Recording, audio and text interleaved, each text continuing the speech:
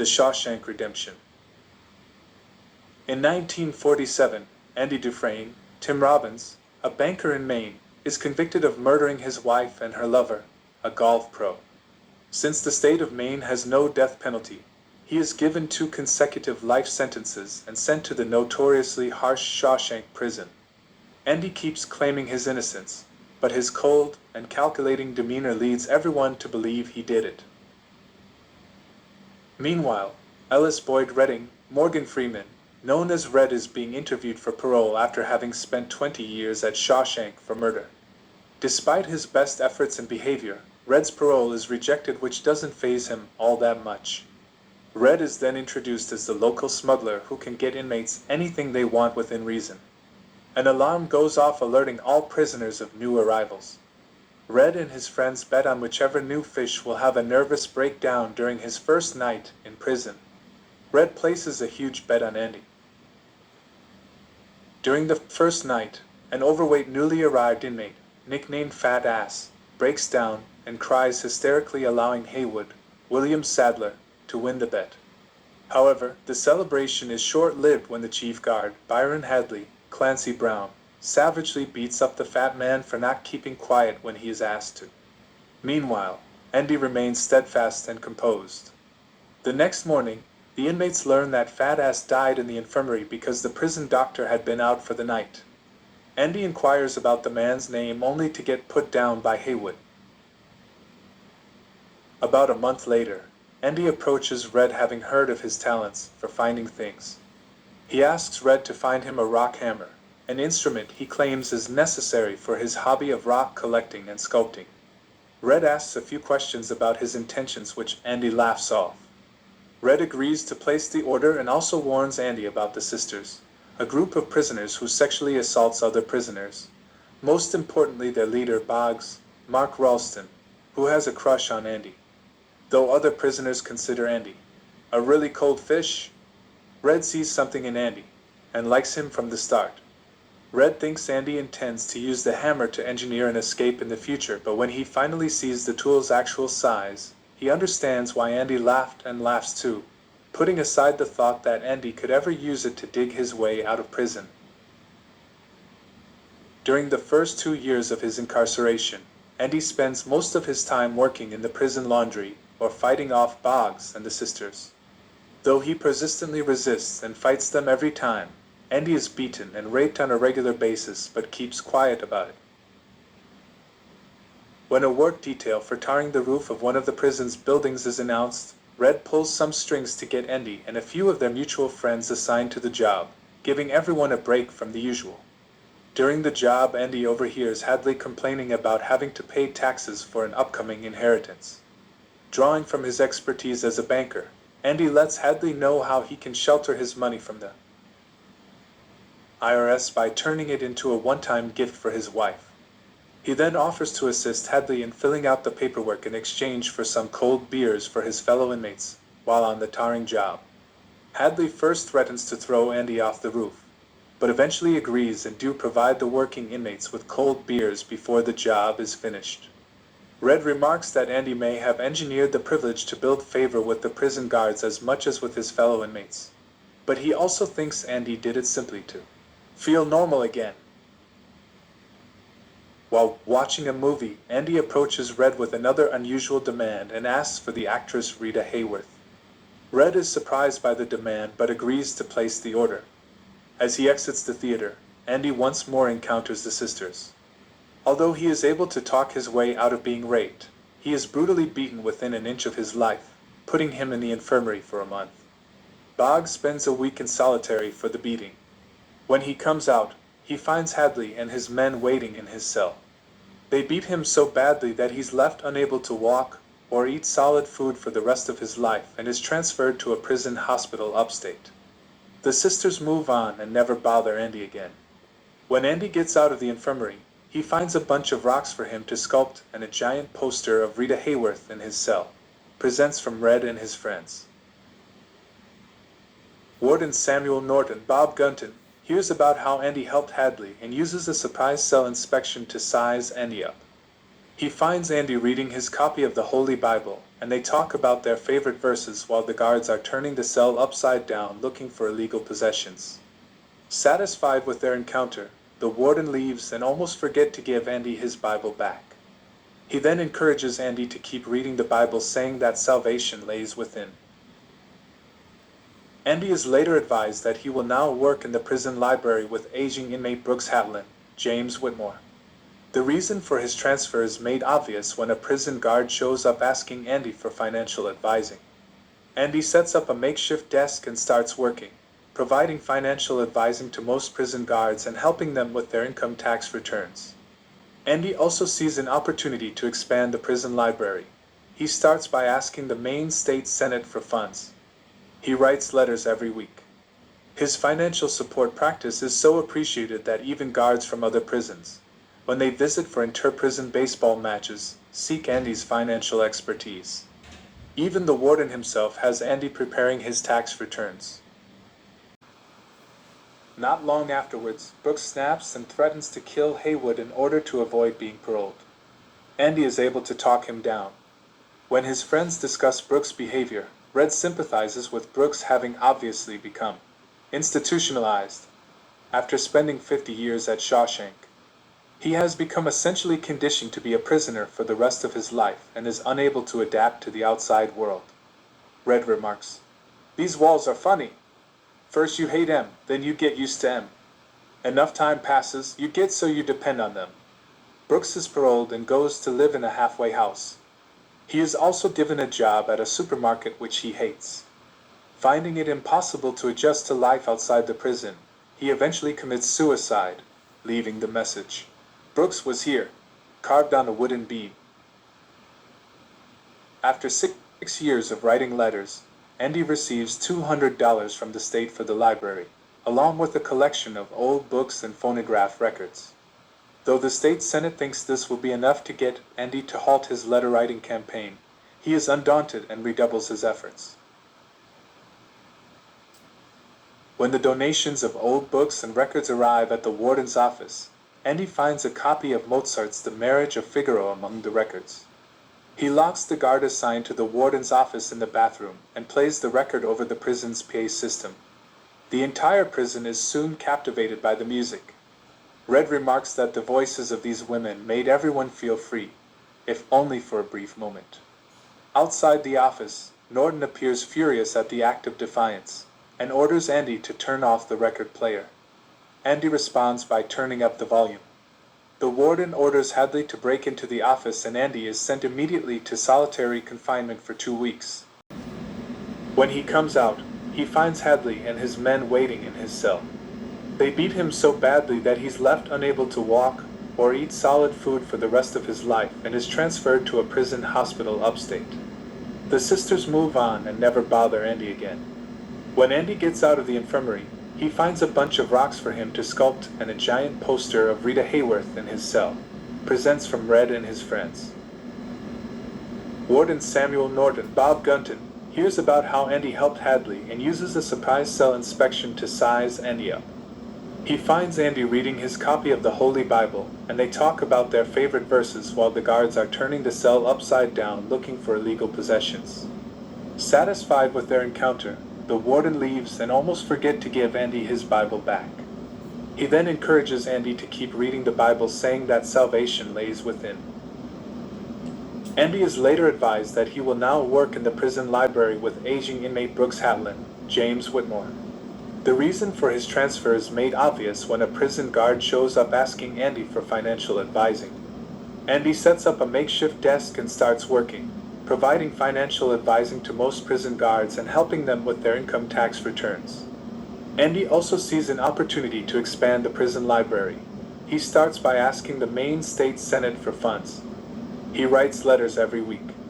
His financial support practice is so appreciated that even guards from other prisons, when they visit for inter-prison baseball matches, seek Andy's financial expertise. Even the warden himself has Andy preparing his tax returns. Not long afterwards, Brooks snaps and threatens to kill Haywood in order to avoid being paroled. Andy is able to talk him down. When his friends discuss Brooks' behavior, Red sympathizes with Brooks having obviously become institutionalized after spending 50 years at Shawshank. He has become essentially conditioned to be a prisoner for the rest of his life and is unable to adapt to the outside world. Red remarks, "These walls are funny. First you hate them, then you get used to them. Enough time passes, you get so used to them you depend on them." Brooks is paroled and goes to live in a halfway house. He is also given a job at a supermarket which he hates. Finding it impossible to adjust to life outside the prison, he eventually commits suicide, leaving the message Brooks was here carved on a wooden beam. After 6 years of writing letters, Andy receives $200 from the state for the library, along with a collection of old books and phonograph records. Though the state senate thinks this will be enough to get Andy to halt his letter-writing campaign, he is undaunted and redoubles his efforts. When the donations of old books and records arrive at the warden's office, Andy finds a copy of Mozart's The Marriage of Figaro among the records. He locks the guard assigned to the warden's office in the bathroom and plays the record over the prison's PA system. The entire prison is soon captivated by the music.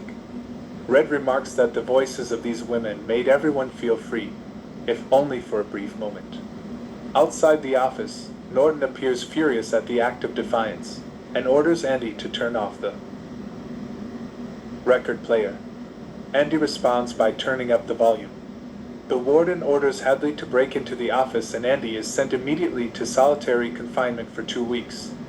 When he gets out, he tells his friends that the stretch was the easiest time he ever did in the hole because he spent it with Mozart's Figaro stuck in his head for comfort. When the other prisoners tell him how unlikely that is, he talks about the power that hope can have in prison and that hope can sustain them. Red strongly disagrees with Andy, claiming that hope is a dangerous thing in a place like Shawshank and tells Andy he should get used to living without it. Andy implies that this is exactly what Brooks did, and Red leaves the table angry. Not long after, Red has a new parole hearing and realizes he's been in prison for 30 years now. He uses the exact same words he used 10 years earlier, only with no enthusiasm at all. His parole is rejected again. Andy gives him a harmonica to commemorate his 30 years, which Red replies by offering Andy a giant poster of Marilyn Monroe to commemorate his 10 years. About 4 years after the Mozart incident, the state senate finally comes to the conclusion that they won't get rid of Andy with just another check. So they allow him a budget of $500 a year to build his library. Andy uses it wisely and makes deals with book clubs and charities to create the best prison library in the state and names it after Brooks. With the enlarged library and more materials, Andy begins to mentor inmates who want to receive their high school diplomas so they can get a decent job once they're out.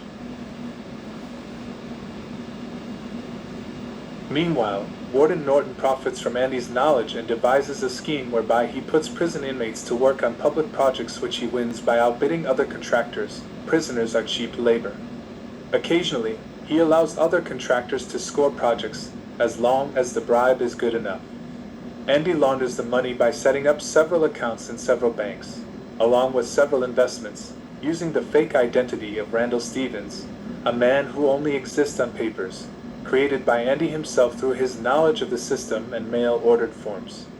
Randall Stevens officially has a birth certificate, social security number, and driving license.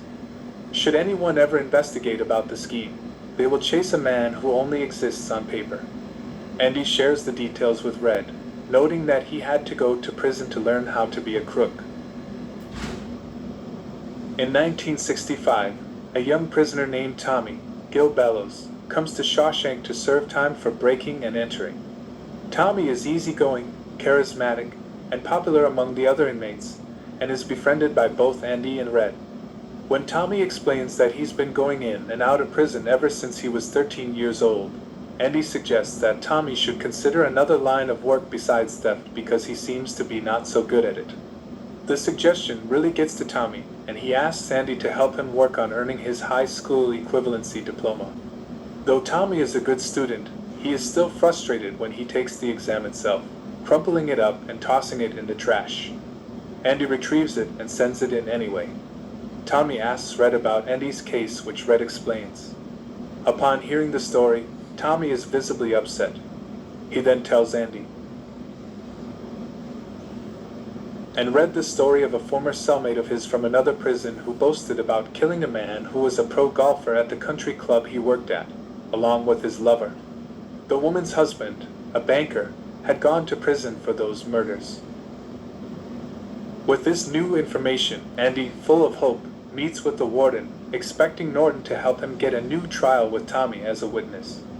The reaction from Norton is completely contrary to what Andy hoped for. When Andy says emphatically that he would never reveal the money laundering schemes he set up for Norton over the years, the warden becomes furious and orders him to solitary for a month. The inmates discuss the sentence, mentioning it is the longest time in solitary that they've ever heard of. They also realize that Andy may truly be innocent after all and has spent almost 20 years in prison for a crime he didn't commit. Tommy receives a letter from the Board of Education announcing that he has passed the exam and now owns a high school diploma. A guard passed the news to Andy in his solitary cell, which makes him smile a little. Later on, Tommy is escorted outside at night to have a private meeting with the warden. Warden Norton asks him if the story he told Andy is true and if he would be willing to testify on Andy's behalf. Tommy enthusiastically agrees. The warden smiles at him before nodding to Hadley to shoot him dead. When the warden visits Andy in solitary, he tells him that Tommy tried to escape and that Hadley had no choice but to shoot him. Andy doesn't buy that story and tells Norton that everything stops and that he's not going to work for him anymore. The warden threatens Andy to shut down the library, burn all the books, and move Andy to a much different cell in a much different part of the prison with the most hardened criminals should he stop working for him. He then leaves and orders Andy to another month in solitary to think about things. When Andy finally comes out of solitary, he and Red have a conversation where Andy talks about his wife and how much he loved her and feels responsible for her death even though he didn't pull the trigger. He then talks about his projects should he ever get out of prison. He talks about Zihuatanejo, a beach town on the Pacific coast of Mexico where he'd like to live for the rest of his life and manage a hotel there. He then asks Red if he join him, to which Red says no and that he believes he is too far gone like Brooks. He then criticizes Andy for allowing hope to mess with his mind like that and that it will only destroy him. Andy agrees and is about to leave when he asks Red if he knows the Buxton, Maine area. He then tells Red about a very specific hayfield where there is a large oak tree at the end of a stone wall. He then asks Red to promise him that, should he ever get paroled, he will seek that oak tree and retrieve something that was hidden among the stones but refuses to say what it is. Red promises but is worried about his friend's state of mind. His worries are heightened further when he learns that Andy has asked Haywood for a 6-foot rope.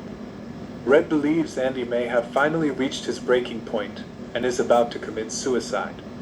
Meanwhile, Norton asks Andy to shine his shoes for him and put his suit in for dry cleaning before retiring for the night.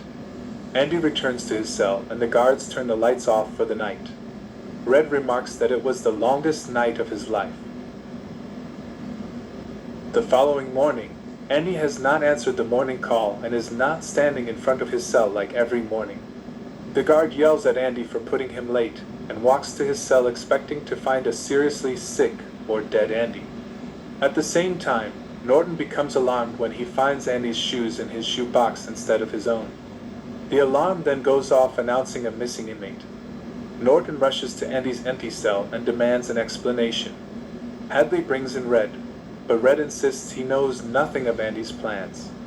Becoming increasingly hostile and paranoid, Norton starts throwing Andy's sculpted rocks around the cell. When he throws one at Andy's poster of Raquel Welch, in the spot previously occupied by Marilyn Monroe, and before that by Rita Hayworth, the rock punches through and into the wall. Norton tears the poster from the wall, revealing a tunnel just wide enough for a man to crawl into. It is revealed in a series of flashback sequences narrated by Red that many years ago, not long after receiving his rock hammer, Andy innocently tried to carve his name on his cell wall when a chunk of it came off. Andy, being a fan of geology, realized that the material the wall was made off of could make it possible for him to dig a hole in case he ever needed to escape. Andy first ordered the giant poster of Rita Hayworth to hide the hole. He then spent years digging at night with his rock hammer and hiding the dirt from his job into his pockets, which he would then empty in the courtyard during his morning walks. When Tommy was killed, Andy decided it was time to go. During the previous night's thunderstorm, Andy wore Norton's clothes underneath his own to his cell, catching a lucky break when no one notices Norton's shiny black shoes on his feet, including Red. He packed many of his belongings, some papers and Norton's clothes, into a plastic bag which he tied to himself with the rope he'd asked for, and escaped through his hole.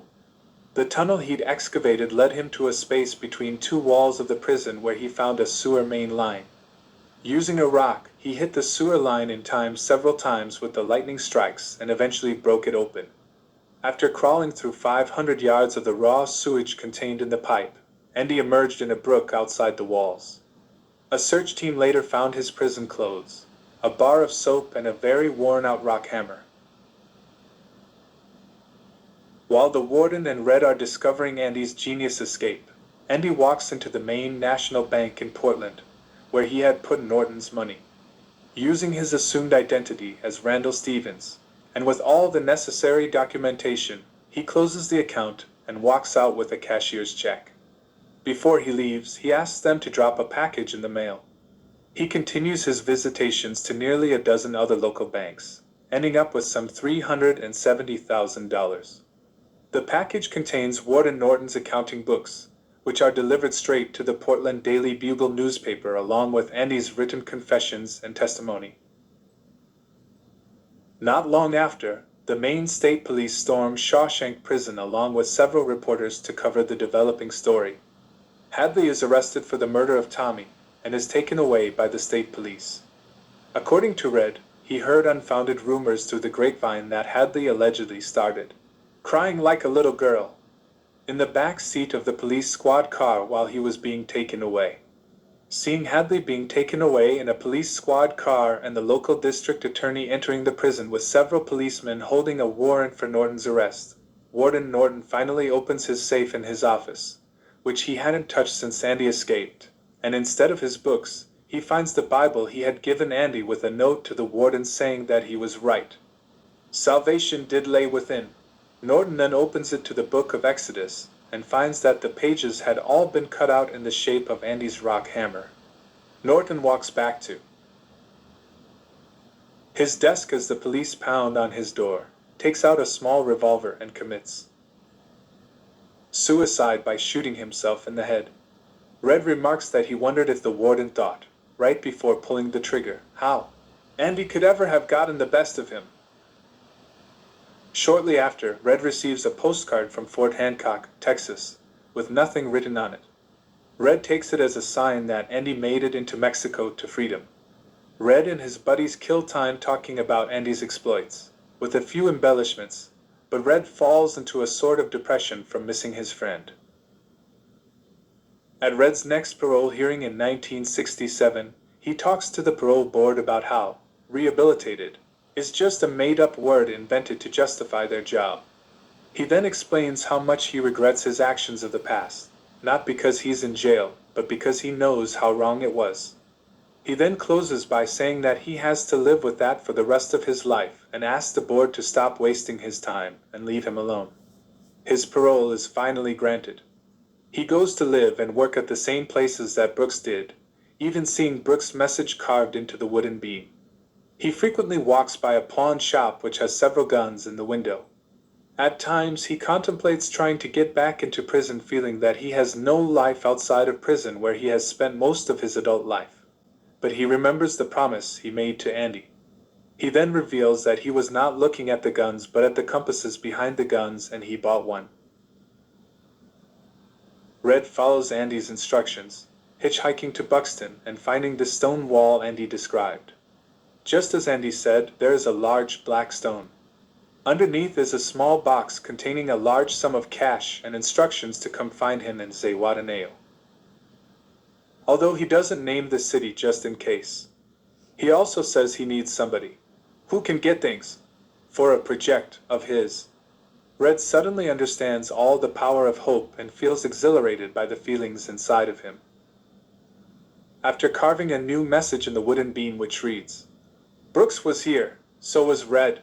Red violates parole and leaves the halfway house, unconcerned since no one is likely to do an extensive manhunt for an old crook like him. Red takes a bus to Fort Hancock, where he crosses into Mexico. The two friends are finally reunited on a beach of the Pacific coast, just like Andy had been hoping for.